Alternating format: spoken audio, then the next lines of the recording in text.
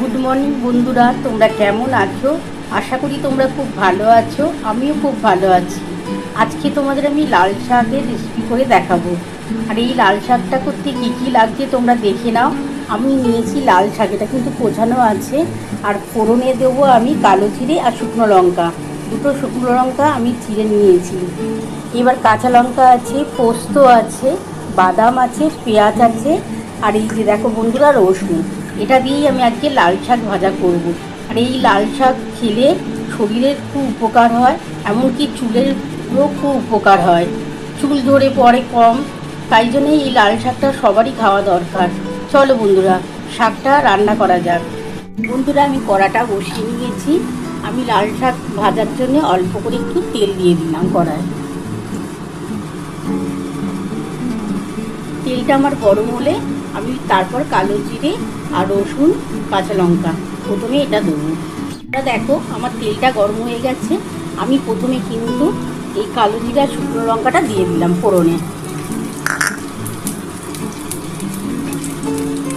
তারপরে এই যে রসুনটা এটা দিয়ে দিলাম।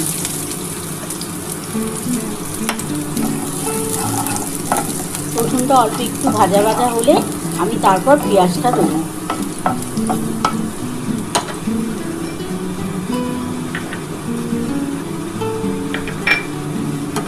দেখো বন্ধুরা, এই যে পেঁয়াজ আর কাঁচা লঙ্কাটাও দিয়ে দিলাম।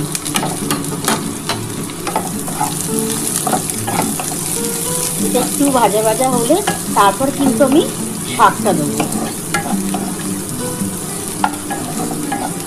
এই লাল শাকটা দিয়ে ভাত, গরম ভাতের যা খেতে লাগবে না বন্ধুরা, পুরো অনুষ্ঠান বাড়িতে যেমন দেখবে প্রথমে লাল শাকটা দিলে আমাদের মুখে হাসি ফুটে ওঠে, খেতেও আমাদের চমৎকার লাগে।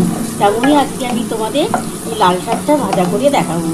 তোমরা দেখতে থাকো।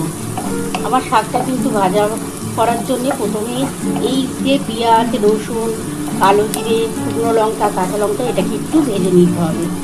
তারপর আমি কিন্তু শাকটা দেবো। বন্ধুরা দেখো, আমার কিন্তু এই যে সমস্ত কিছু দিয়েছিলাম, পেঁয়াজ, শুকনো লঙ্কা, রসুন, কাঁচা লঙ্কা, সমস্ত কিছু ভাজা কমপ্লিট হয়ে গেছে।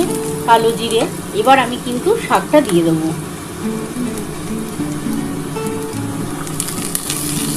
বন্ধুরা দেখো, আমি শাকটা কিন্তু দিয়ে দিয়েছি। এবার আমি কি দিচ্ছি তোমরা দেখতে থাকো। আমি কিন্তু প্রথমেই নুন দেবো। দেখো আমি অল্পটুকু একটু নুন দিলাম, খুব বেশি নুন দেবো না। বেশি নুন দিলে আবার শাক খেতে ভালো লাগে না। এই যে অল্পটুকু একটু নুন দিলাম।